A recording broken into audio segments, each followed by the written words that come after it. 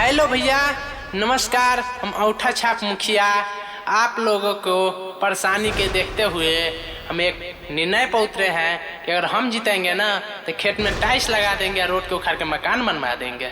अरे मुखिया जी आप क्या बोल रहे हैं? लाज तक खिलवाइएगा क्या?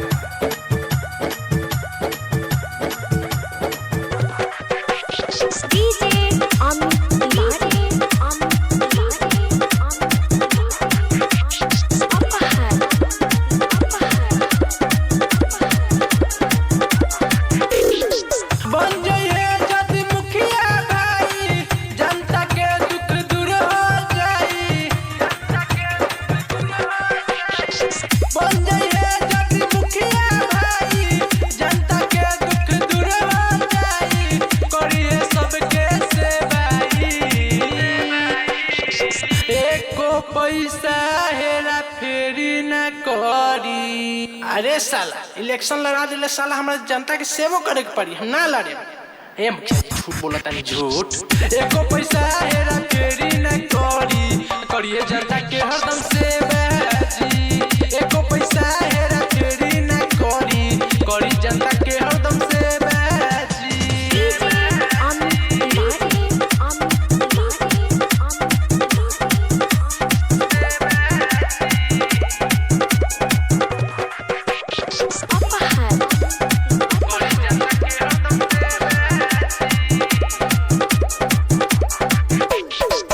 जितला के बाद घमंड नहीं करी हो, एको रुपया के लालच न धरी हो। ए भाई ना धरी लालच।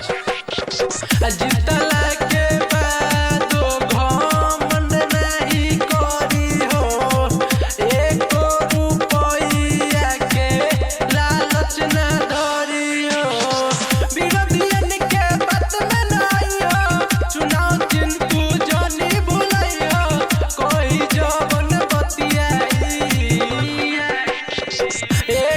पैसा हेरा फेरी न करी। अरे साला घराड़ी बेच के इलेक्शन लड़ता नहीं, पैसा हेरे फिर न करम तो पेट कहाँ से भरी रे? ये मुखिया जी अरे बादी खोनिया न पैसा के मैटर आवेला, पहले आप समझी बात, झूठ बा झूठ। एको पैसा हेरा फेरी न करी, करिए जनता के हरदम सेवा जी। एको पैसा हेरा फेरी न करी, करी जनता के हरदम सेवा जी।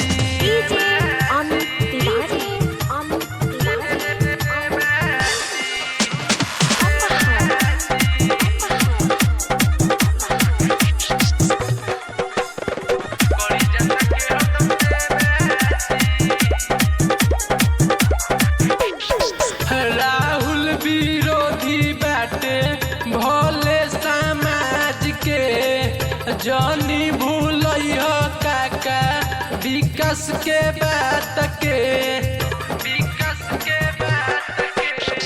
राहुल विरोधी बाटे भोले समाज के, जानी भूलियो काका विकास के बात के।